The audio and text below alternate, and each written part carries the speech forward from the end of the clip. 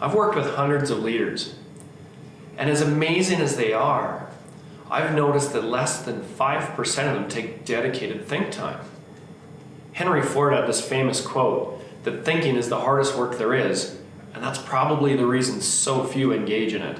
So why is this? Why do we struggle with this?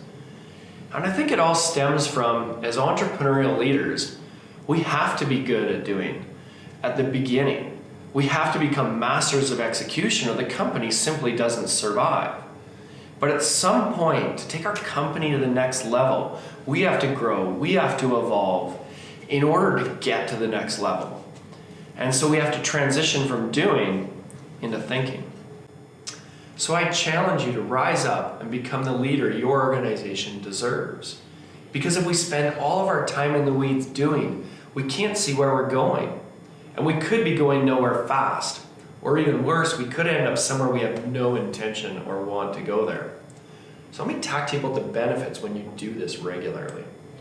First of all, from a company standpoint, we're going to be way more strategic as a company versus tactical. We're going to chart our course to ensure our actions and tactics are going to get us to the right place. Secondly, it's going to enable us to communicate our vision with more confidence and clarity so we can lead effectively. From a personal standpoint, it's going to allow us to show up more as that calm, passionate leader versus the frantic, stressed out one that's constantly doing. And it's going to allow us to be more creative, thinking and focused on that big picture. It's also going to allow us to be better connected to our sense of purpose on why we're getting up every day. And all this results in an increase in confidence and clarity so that we can show up better, be a better leader in both our business and outside of our business. So how do we do this? What does it look like? First off, it's got to be alone. That's a big scary word for me, quite frankly. I love being around people. Being alone was scary for me at first, but I've come to love it. Second of all, no interruptions. So choose your space carefully. I tried it in my own office. That didn't work for me. There were too many distractions. Thirdly, no technology. Unplug. Get rid of those dang phones. Put them on airplane mode and do not disturb.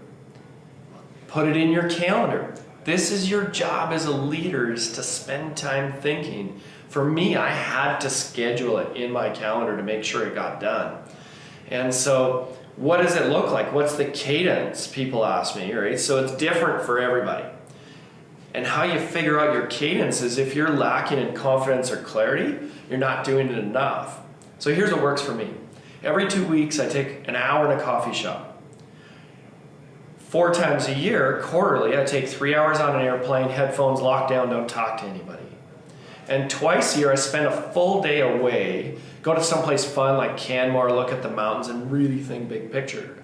So that's what works for me. What's going to work for you? So take that first step. Schedule some time in your calendar for think time with no distractions. Hey, and if you want help, please reach out. I'm more than happy to help.